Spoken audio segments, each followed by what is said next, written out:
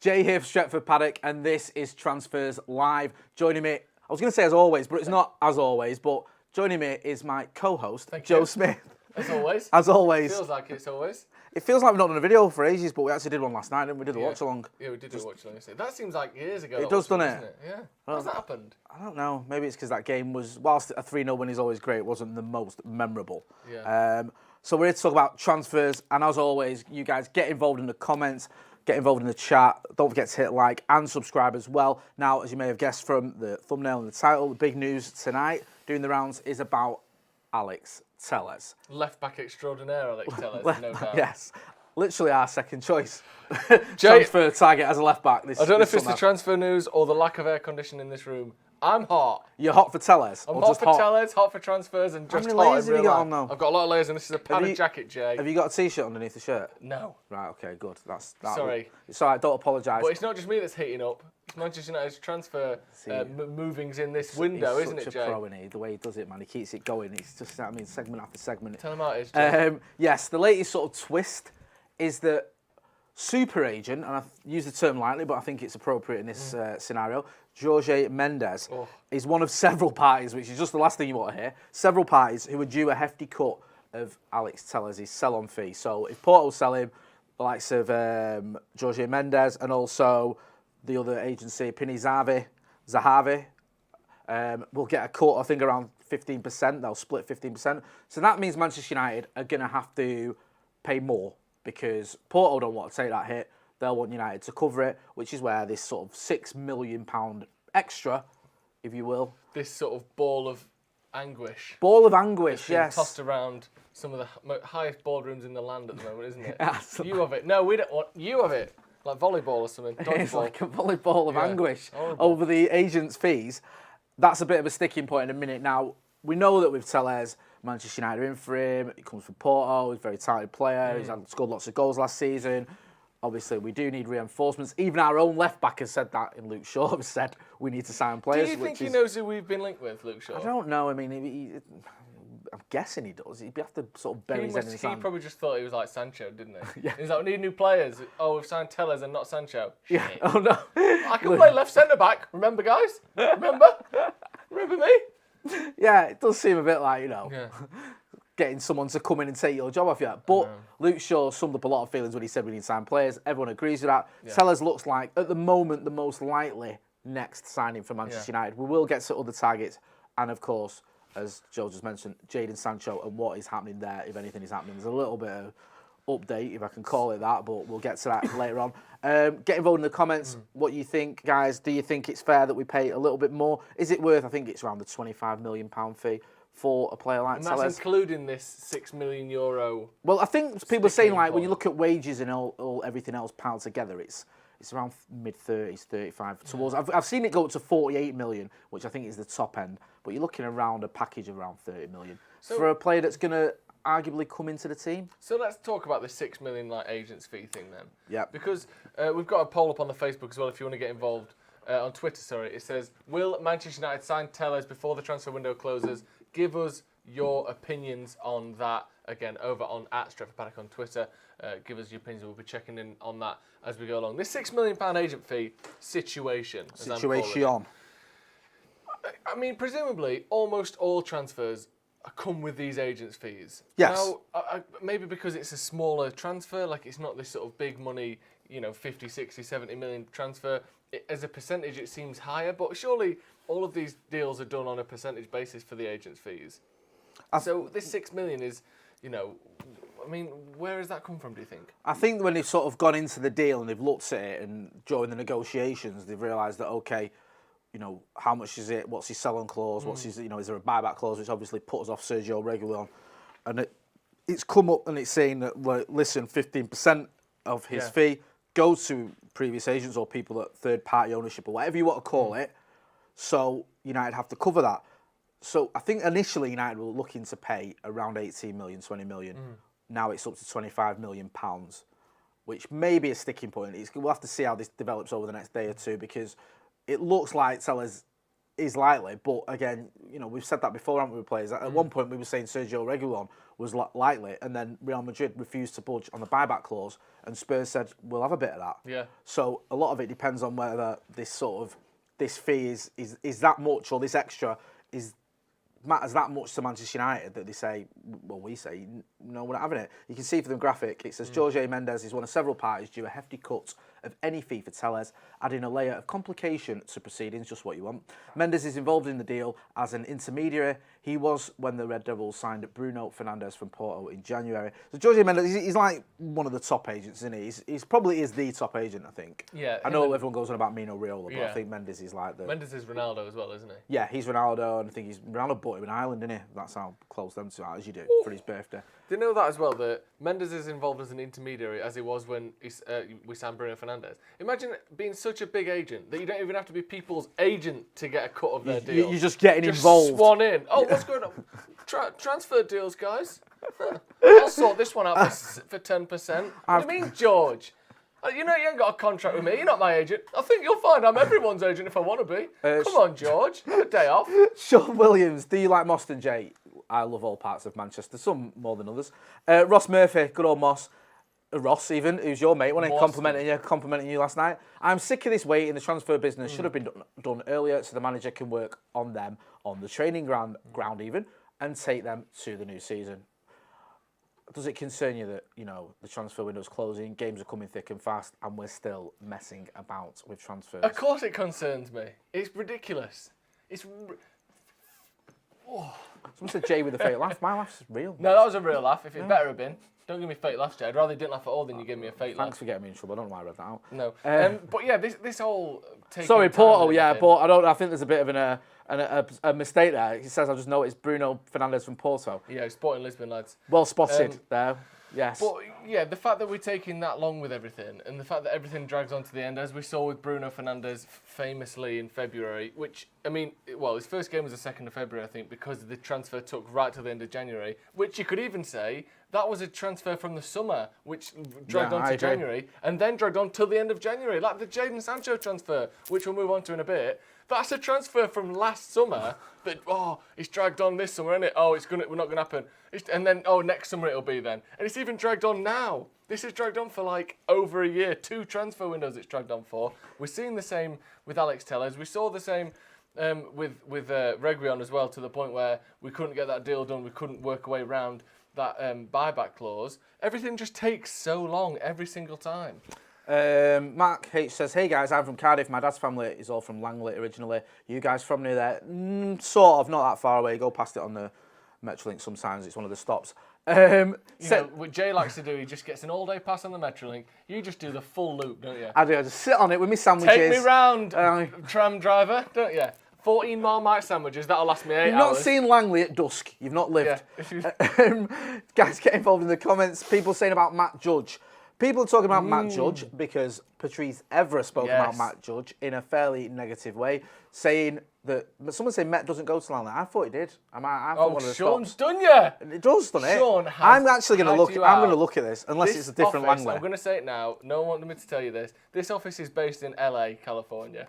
We've lied for too long. We've got that green screen of Old Trafford. It seems like we're there, but we're in California. We're being funded by Warner Brothers. Isn't it true? Oh, it's Langley Road. Do you know what? He's right. It's Langley Road. I'm getting confused. Sorry, Sean. I don't know then. I'm thinking of a road in Salford called Langley Road. Yes. So, Matt Judge, not very popular Would you at the say minute. he's been sort of hiding in the shadows, like a sort of transfer Nosferatu for too long, and he's been sort of slowly exposed, isn't he? Is he slowly like a patsy though? Brought into the light. It's all Matt Judge, it's all Easter fight. I had to get a number for him, I had to tell him to answer his phone. He's terrible. I'm not sticking up for him, but are we not sort of focusing on one element of an absolute horror show? We may well be doing that. Because let's not forget, Evra also said, Avram Grant loves the club. Avram Grant is absolute bants, he said. Yeah, and Edward was all right, he's just surrounded by bad people. Yeah. What, the Glazers? I think, no, Avram Grant doesn't love the club. He's the reason we're in this mess. Edward was not all right. He's an absolute buffoon. So it seemed a bit like, it's all Matt Judge's fault, when you can say Matt Judge hasn't been the only one responsible for but apparently the he's 15 the years of drivel we've seen. He is the one who heads up the transfer negotiations to a large extent, isn't he? Yep. If you believe the rumours, if you believe what is said about Matt Judge, he's the one who sort of says, like, I'll ring up the agent of Jadon Sancho, or I'll speak to Dortmund. He's the one who does that, in theory. That's what we're told, at least. And he has sort of lived in the shadows for quite a while.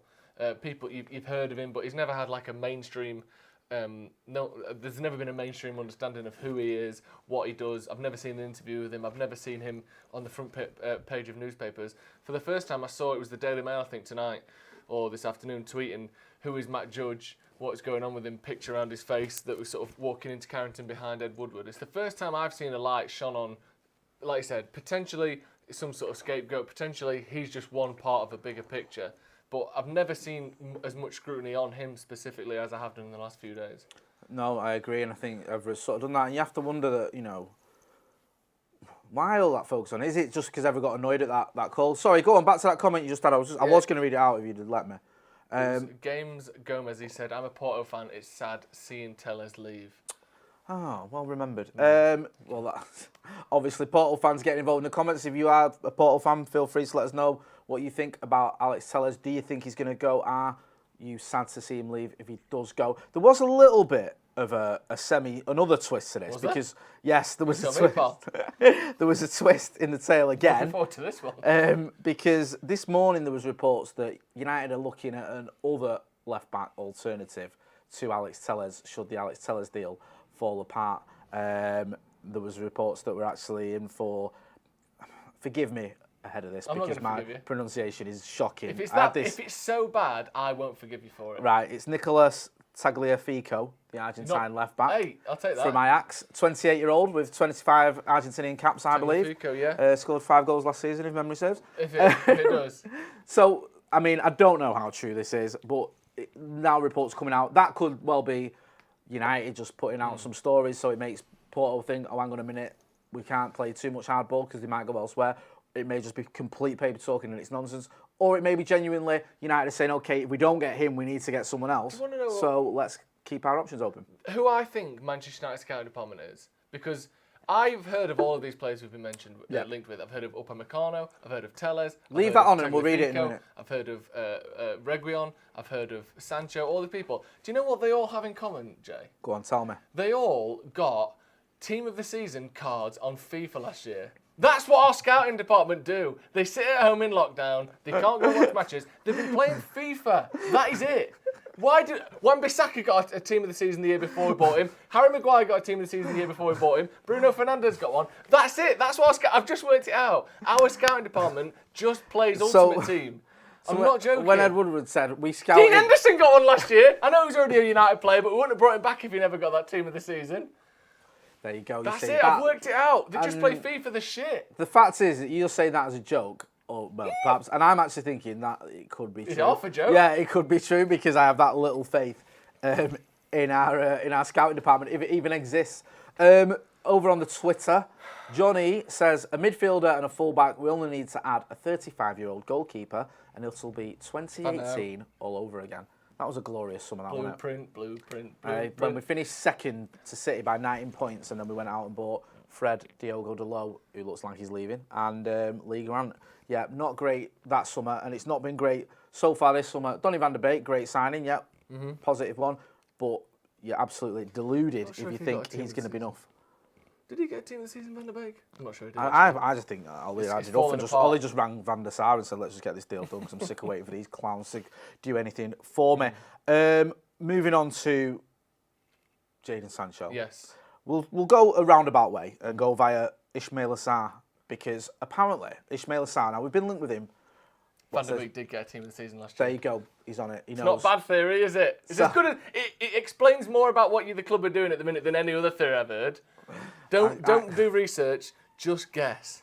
Carry on, Jay. So it's shocking and funny at the same time. When it comes to Ismail Assar from Watford, who I'm a big fan of, Manchester United made initial inquiries in January about him, but with other targets, notably Jadon Sancho, the prospect of an approach for a permanent or loan deal is not understood to be imminent even. relations with United are strong, though. That's from Adam Leventhal in The Athletic. Right. So he's talking about Sancho alternatives. So Ismail Assar, we had this a few days ago, I think, or last week, that he was looked upon as an alternative to Jadon Sancho. Now, apparently the Scousers are in for him as well, which isn't great. But United are sort of making inquiries, or made inquiries in January. It wasn't going to happen. Now, we've got a good relationship with him, obviously. Yeah. We're just saying James Garner there, aren't we? So, is it James Garner's gone to Watford? Yes. Yes. Number 16 shirt there. So, there you go. So, there's a good relationship between the clubs. At the moment, though, it does look like we're focusing on Jadon Sancho in terms of a winger. If we don't get Jadon Sancho, I've said this many times, I'd love to see Ismail Assar at United. Yeah, the thing with him, I don't know that much about him. Yeah. I watched the game against Liverpool where he was sensational and just tore them apart and made them lose their unbeaten record, all that sort of thing. How old is he? Is he 22? 22, yeah. He looks to be a good player. Obviously, it's not up to him to do necessarily, but couldn't quite do enough to keep Watford up last season. They have let quite a few players go already, or there are a lot of players who were like halfway in, halfway out, not really playing because they might be leaving, the likes of Deeney and that kind of player. I wouldn't necessarily mind him. My worry with someone like Sarr is, because he is still quite young, because he is, I know Watford just got relegated, but they've still got a decent amount of money. They've been in the Premier League for a couple of years. I think if we signed him, we'd end up paying like 65 million for him. Do you reckon? We'd just get him for a fee where you go, just get Sancho for that. Over on Twitter, we've got a poll going. Will United sign Telles before the transfer window closes? At the moment, there's been 4,660 votes. Woof! Woohoo! Not bad, that. Big number. Yes, 40%. Think we will. Not sure, 23%. And no, 35%. So quite close there. Could go either way. All in favour, say aye. Aye. So we'll wait and see. We'll keep you updated on that. If you're on Twitter, get involved in the poll. Let us know whether you think Alex Telles will be coming to Old Trafford in the next, what is it, 2 weeks now? Running out of time. It's not even that. 23rd today. Yeah, 2 weeks. Just under 2 weeks. About 11, 13 days. No, guys, get involved in the comments. It's quite sort of mixed bag when it comes to Zaha. Some people saying, glory, glory, Red United said Zaha would be a great signing. Ashwin77 says Zaha is a joke. I presume he doesn't want him then. Cameron Slash says, we'll get Zaha next year after his team of the season. Yeah. Maybe not a bad shout. Someone else saying, Scrappy Doo says, Adama Traore is a great shout. Again, though, he's going to be 70 million, isn't he? He will be, right? Because Wolves, we mentioned Jorge Mendes. He's got ties to Wolves. They're owned by a billionaire Chinese bloke. So it's like they've got a lot of money. So if you are going to get a player off them, I think Liverpool just got Jota for, 43 million, Jota, sorry, yeah. It's just heavy, hard J in Portuguese. Yeah, Portuguese, yeah. So, yes, you can buy players from Wolves, but you're not going to get them cheap. Watford, I think, for someone like that, you'd have to pay a little bit less. Is he as good as Adama Traore? Adama Traore is quite a popular figure, I think, amongst a lot of fans. I've seen fans from many different clubs on social media saying, oh, Traore. And he's all as that player that, I don't know about you, but whenever we play against Wolves and he comes on or he's there, you think, oh, God. Do you know what I mean? He's not someone you relish facing. He's always someone that you don't relish facing, but so far doesn't seem to have really done it against United in that kind of way where you go, fucking hell, how are we going to handle this? But he's one of them, like I said, he's so dangerous.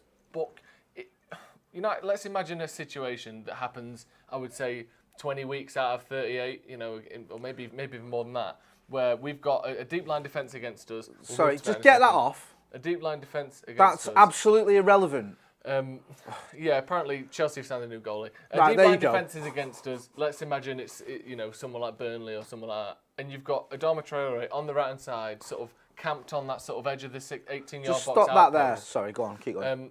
No. Go back to where it was, but don't move it. That's it. And you expect him to break down the defence or go past a man and sort of keep the ball to the side. He's good in open spaces. He's good at knocking the ball and running after it. And I know there's a bit more to him than that, but I just don't think he quite has that kind of the end product. Really, he doesn't score enough goals for me, and he doesn't.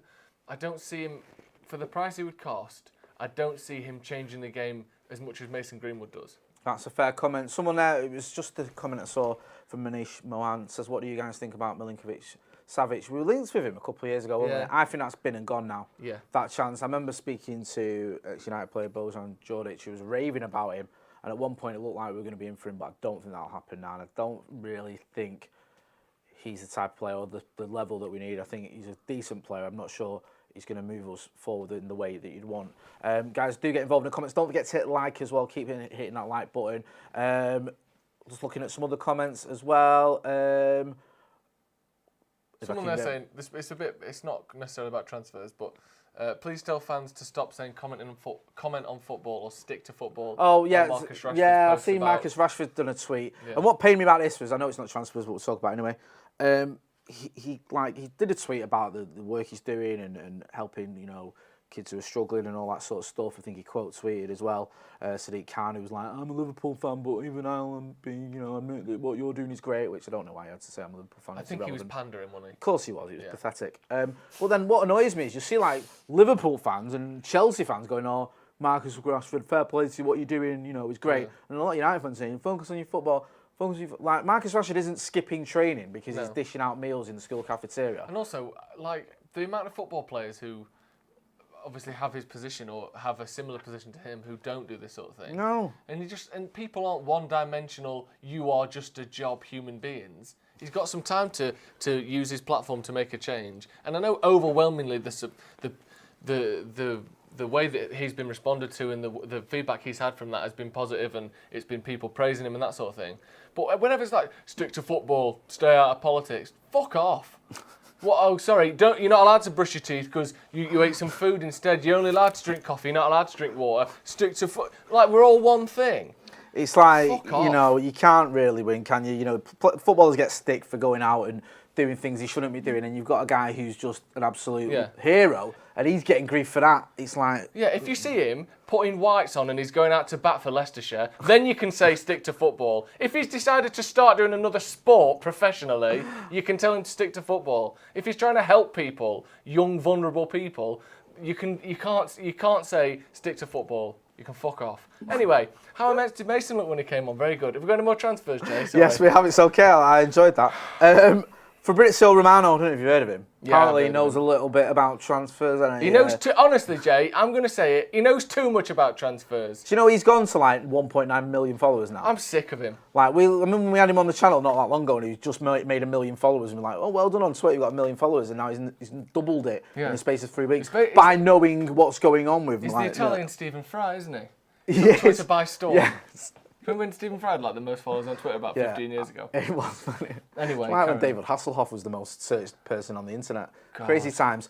As you can see the graphic there, Fabrizio Romano, even on his Here We Go podcast, has been speaking about Dortmund's Sancho replacement, because apparently they've been looking at Ismail Azar as a replacement for Jadon Sancho if we get Jadon Sancho. Which is some sort of weird merry-go-round. Headline in the Daily Mail in a few days, sorry, not sorry, Man United snubbed as Sancho replacement turns down Ole's men. All this shit. I'm fuming again now, Jay. That already happened. Fabrizio Romano knows too much about transfers. Can't he just let us live in the dark for once? Why does it's bad news after bad news? If he knew less, speaks the truth, we could know less in bliss. We couldn't know. We'd be following accounts like ITK 1000 and going, "Oh look, they've said that we're going to sign Schneider." When I speak, you listen. Sorry, I've got some exciting news.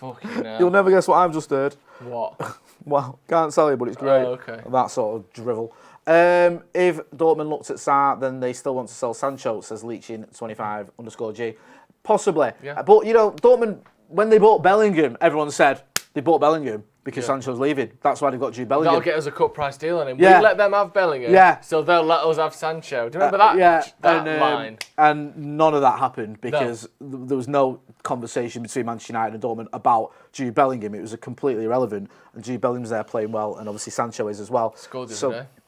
This is it. Romano has been giving us a little bit of hope, if you can call it that. He was on TalkSport. He was saying, in this moment, Dortmund are in the same position, as you can see from the small, short quote. Lucky I'm tall, isn't it? Succinct graphic there. Your chin, Jay. I know, it says, in this moment, Dortmund are in the same position they've been in for many weeks. They always say they want to keep the player.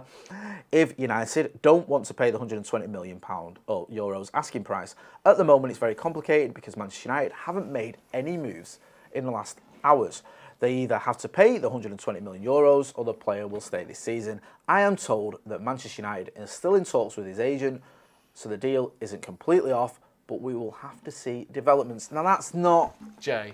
really positive news in a way. It's just, it's barely news, really, isn't it? This thing here, right? I'm told that Man United are still in talks with agents. So, apparently, as far as Romano's told us, for the last, month, maybe 6 weeks or so, the situation has been personal terms are agreed, no worries there. The only problem is the fee. Yeah. What talks are taking place that, like, we keep going back to him? You change your mind? No. Right. 1 week later, you change your mind? No.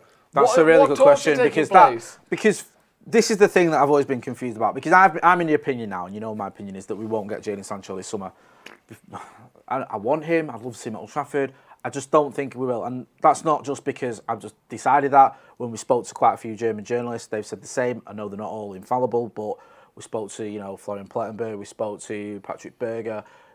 Even Romano now, he's sort of like, he's not saying the deal's dead. Christian Folks, and Christian Folks said every day this goes by, the chances get smaller and smaller. And some of them were saying they don't think it's going to happen at all. We know that Dortmund are sort of quite resolute in their determination to at least give it a go of catching Bayern Munich, who've obviously just won the treble in the Champions League. And their 8th league title in a row. Yeah, and that, and then you had, Uni Hoeneß saying that, Dortmund are just a selling club. I don't know why they have all these great players and sell them. Now, I'm not saying that stops you taking 120 million euros off Manchester United, but it at least makes you sort of think, right, okay, if we are going to sell our players, we sell them for the price we want. United have ignored the deadline that Dortmund set. They're ignoring the price that Dortmund wanted all up front. United are saying, well, we'll give you instalments because there's a pandemic on. Dortmund don't look like they're having any of it. And you're right, the only reason I haven't given up completely is because what are these negotiations? There must be something, because otherwise, why is it not like, no, it isn't happening, let's go buy Ismail Assar or, Adama Traore or whoever. I think there's no doubt that the deal is still able to happen. There's still a willingness to sort of make this deal happen from both sides. There's still a chance that it will happen because, like I said, Man United and Dortmund are willing to make this transfer happen. But how can it be going on this long? Like, honestly, from the point when reliable sources said we were after Jadon Sancho to now, I don't think I've ever seen a longer transfer saga in my life. Include Sneijder, Guy, I know they popped up over multiple seasons, but there was never really any concrete links to any of those players. Even Thiago, who we've since found out was close to signing, Toni Kroos, these sorts of players who we were linked with, none of them went on this long. This has been 15 months of this. Since May 2019 till now, we have on and off been linked with Jadon Sancho, anywhere from it's not going to happen, it's happening next year, we're in advanced talks, everything's sorted but the fee. It's been 15 months now. What the fuck is there to sort out? Honest, how can there possibly be anything else to sort? I don't understand it. I don't understand it either. Cameron Slash says, Joe keeps me going into depression because he takes all our mutual frustrations and turns them into brilliant jokes and skits. Do you want to know something? That's 2 Super Chats in the last 24 hours that have praised me. What do you think of that, you silly bastard? Oh, a lot, yeah, a lot. Hundreds of pounds a month. Hundreds of pounds. It's how you keep disappearing on your phone and get your credit it's card very out. hard to get automated Super Chats sent from a burner account. Listen, I agree wholeheartedly. Joe does keep us going with his funny observations and skits. Back over on Twitter. Sounded so fake. Over on Twitter, fake then. Laugh, apparently. At Stretford Paddock, will MUFC, Man United Football Club, in case you didn't know, sign Tellers before the transfer window closes? We have a poll running. 39.6% say yes, 36.8% say no, and a meager 23.6% say not sure. Can you repeat the question? Always the same. Yes, no. We'll put maybe. We'll put not sure. Yeah. It's 50-50 basically, or not 50-50. The votes are shared evenly between yes and no pretty much, with yes just taking a sort of a Biden's majority at the moment. Predictions political hot potato. Catch. Wolves will sign Tellez. Cool. Mendes involved and he's got ties to Wolves. No. That would be amazing. Yeah. Not for a really good reason, but it would be if actually Wolves ended up with him. It's a little like Tottenham when they just came out of nowhere, didn't they? And we were talking about Reguilon and maybe Bale, and Tottenham came and just sort of got both deals done within the space of 24 hours. What's that? Oh, at Pablo_93 says we'll sign Tellez after the derby. When's the derby?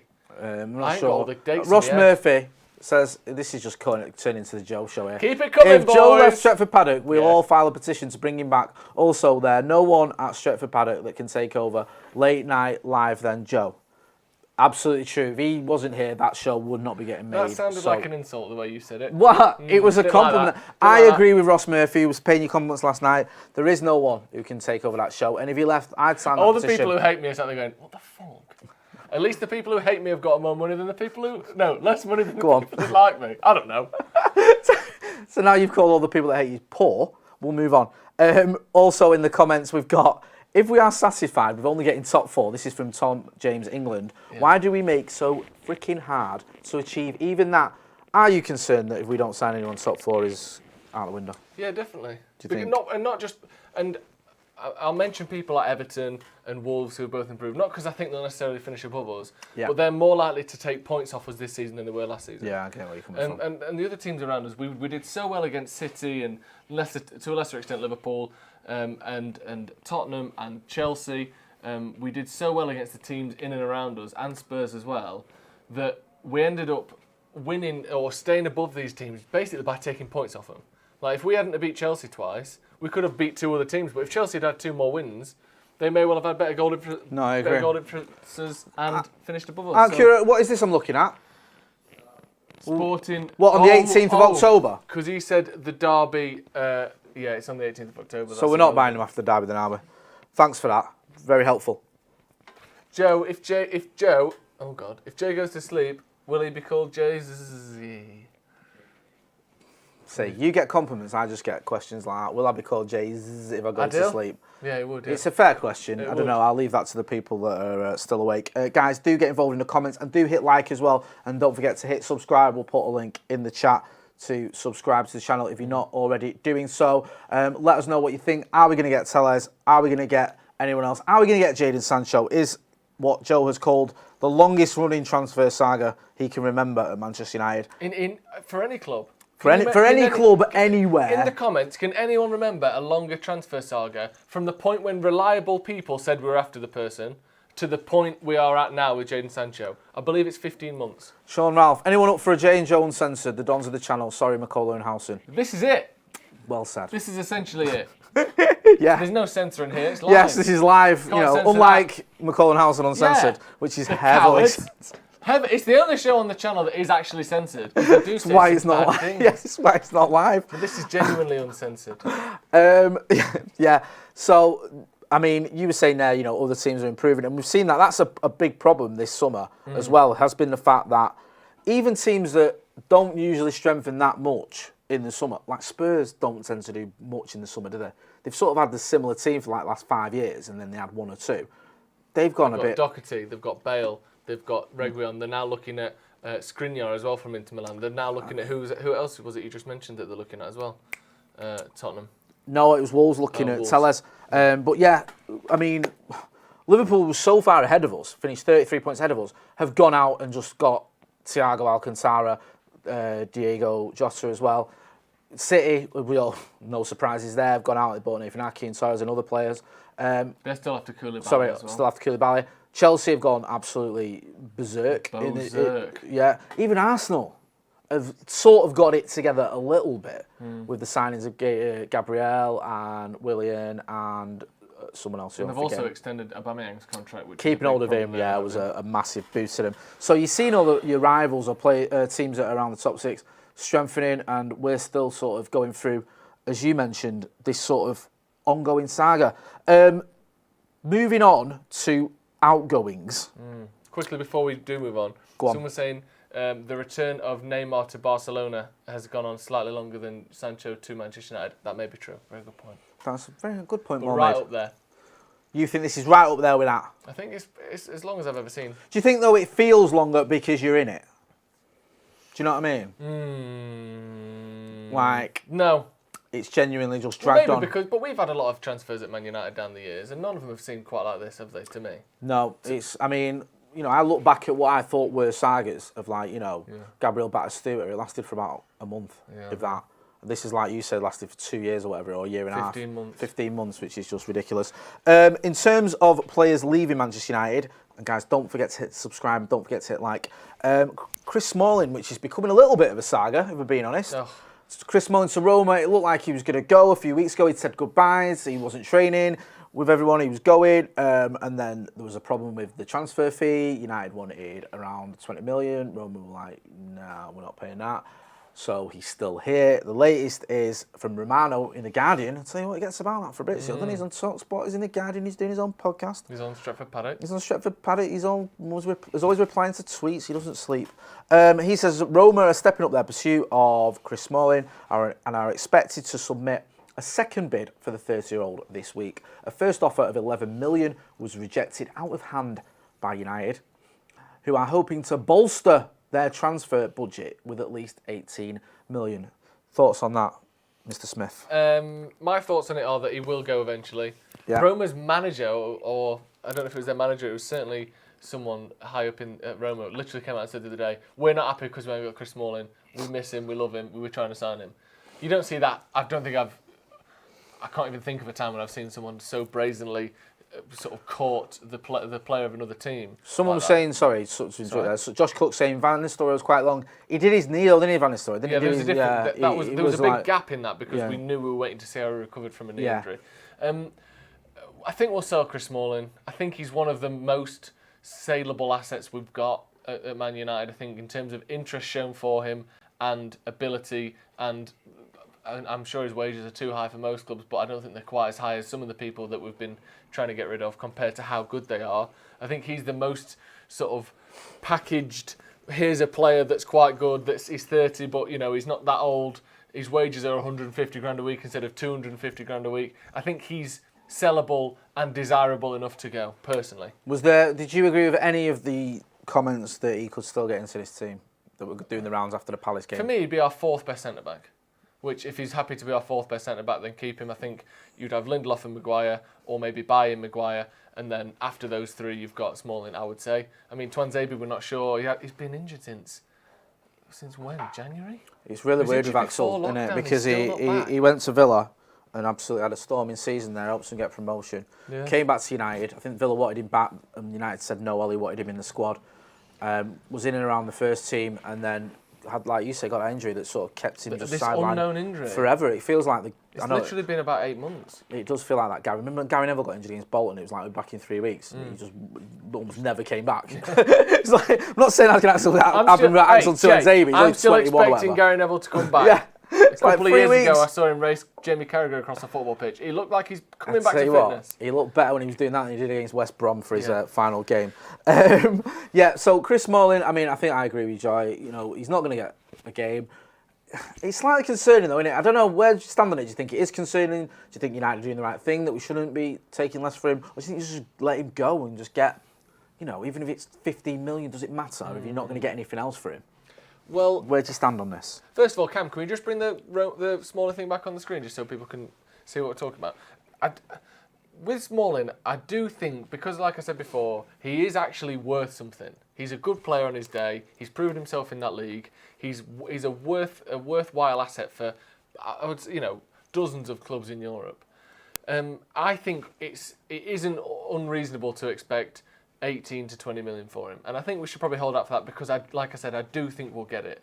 I think for some of the other players, you look at the likes of Jones and Rojo, and I wouldn't necessarily say Dalot, but presumably the way he's been treated and the fact that he's been played behind Fosu Mensah suggests that he is on that same list, at least in Solskjaer's eyes. Yeah. For these sorts of players, again, maybe not Dalot because he's a bit younger, but you sort of think, just get him out. Just if you don't want him, if you don't want Phil Jones, get rid of him. Smalling, not Smalling, Rojo, same thing. If you're not happy with him, let them go. But for Chris Smalling, I think hold out a little bit.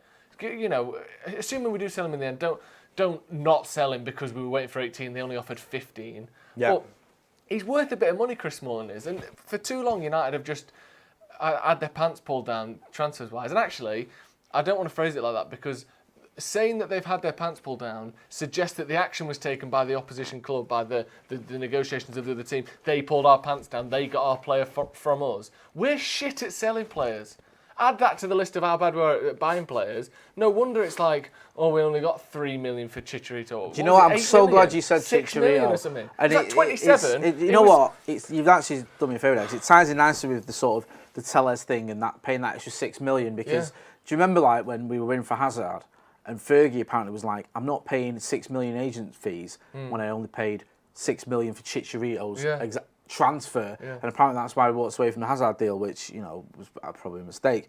But now you're looking at it and you think, well, if you're going to be like that, and they say, oh, well, we're not going to spend this money, why are you letting players go like Chicharito, who was a proven goal scorer, who was at Real Madrid on loan when we loaned him out? For like, what was it? We let him go for about 7 million or 10 million or something stupid. It was ridiculous. Darren Cox in the super chat says, long transfer sagas seem to be done on purpose by this board.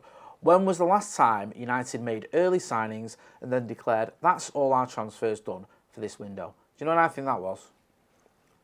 2013 maybe 12, Fergie's last summer with Van Persie.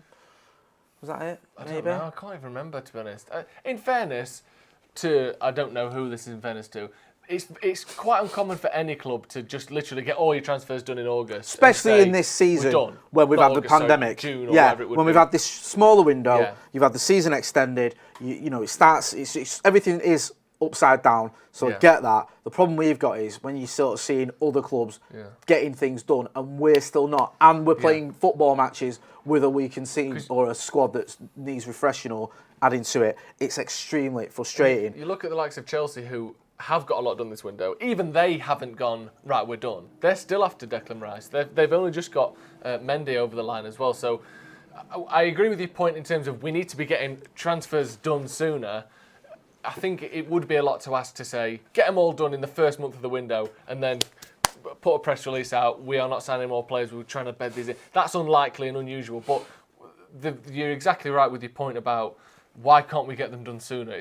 And as you said, Jay, we're seeing every other club that's a rival of Man United, and even the ones who wanted to make the gap up on United, in Wolves, in Spurs, and in Everton, we're seeing them push the boat out as well, and United can't do it. There's just no excuse for it.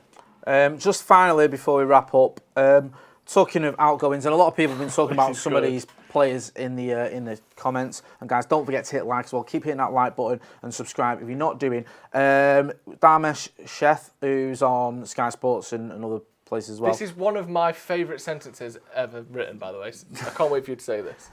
I'll just read it out. There was simply no interest in Jesse Lingard, Phil Jones, Andreas Pereira, and Marcus Rojo. Do you know something? I'm gonna say this on the record. I don't believe that. That is not true. That's fair enough, because our job here is to report what's being reported, not to tell you. We will comment and tell you whether we think it's true, but we report what is being said. That's being said by someone who's quite prominent. He's saying that these players we want to offload, Lingard, Jones, Pereira, and Rojo, no one was in for him. We're willing to sell him. No one's having it. No one's interested. Now, obviously, could Jesse Lingard go to most clubs in the world? Of course he could. He's a Manchester United player. He's still in 27. He's an England international, former England international. But the point is, he's on a lot of money at Manchester United. So if you want him, you're going to have to pay those wages. Phil Jones apparently is on about 120k or something. 220, isn't it? Don't tell me that. That's what's been reported. 200. Right. So again, Phil Jones, who's like a figure of fun, would get into most teams. He would. Yeah, but no one's going to pay him 200k or whatever it is. So that sort of negates 99% of the clubs in the world, because it's just not going to happen. And then the 1% that could afford it probably don't want to pay that wage for Phil Jones. Pereira, Rojo, again, it might be a similar thing with the wages being a sticking Pereira point. Can't be on that much money. Rojo went on loan last season, so there was some interest in him then. Andres Pereira comfortably got loans in Spain before he came back to United.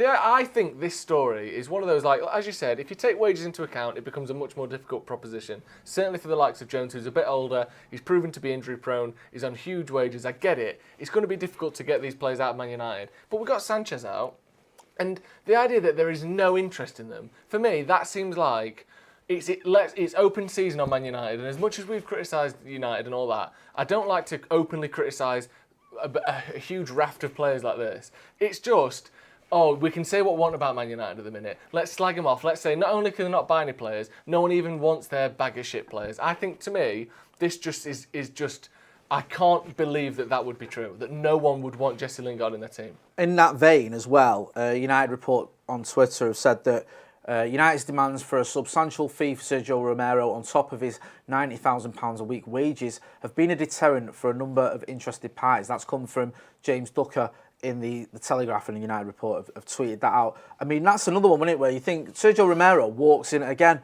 into, 99% of the teams in the world probably. He's Argentinian goalkeeper. He's played in, many games for them.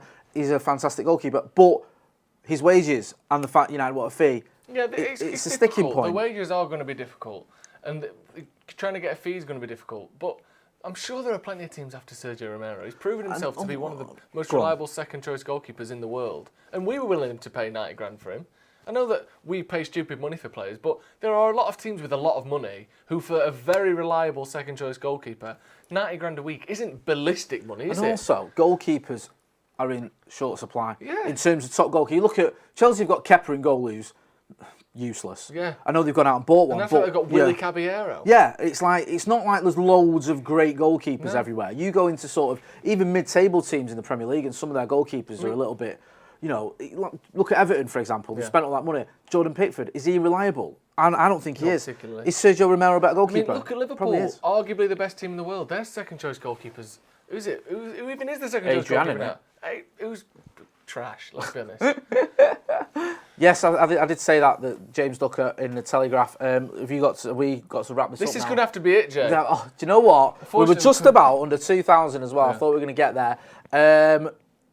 It's another report here from the Telegraph says Manchester United are set to lose the most money in the Premier League due to COVID-19, close followed by Arsenal. I'd say Manchester United are set to lose the most money in the Premier League because of our owners who've taken 1.5 billion out of the club or got us into debt. So whilst COVID-19 is obviously tragic and it's caused a lot of heartache and cost money, it's not nearly as detrimental to this club. Another way to summarise that tweet. The owners. And we have made over 2,000 watching, that's great. Another way to summarise that tweet is please do. Clubs who earn the most through their gate set to lose the most by not getting that gate. That's all that is. Arsenal charge a shitload of money for their tickets. 73 quid in it if you want to go to the Emirates. So that's why we're going to lose the most money. That's it. Yeah, so whilst that headline, is very eye-catching, yes, it doesn't tell you the whole story. Joe, I've enjoyed that, mate. I've enjoyed tuning to the Joe Smith fan club as well. Everyone giving him. I hope I didn't get in the way too much. Thank you to all at home.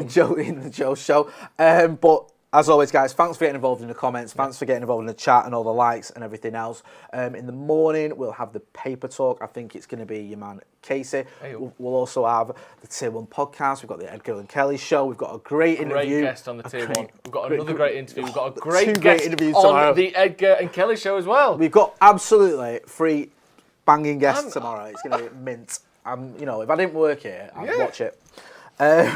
So make sure you stay tuned for all that as well, and don't forget to like, share and subscribe. Joe, we'll see you on... I'll be back on Friday. I'm going to be here for Late Night Live. We've got all sorts of stuff coming out Friday. We've got previews. We've got everything for the big match against Brighton on the weekend. There's so much coming. There's literally so many videos coming out in the next 48 hours, and they're all, let's face it, wicked. They are actually good. There's no filler. It's all actually like... It's all killer. Actually, this is pretty good. So... I've been Jay. I almost said I've been Joe then. That's how confusing. Just say it! I've been Jay. You've been Joe and you know you have. I've been Joed. And I've been Jay. Stretford Paddock Transfers Live. Don't forget to hit like, share and subscribe. Thanks for watching.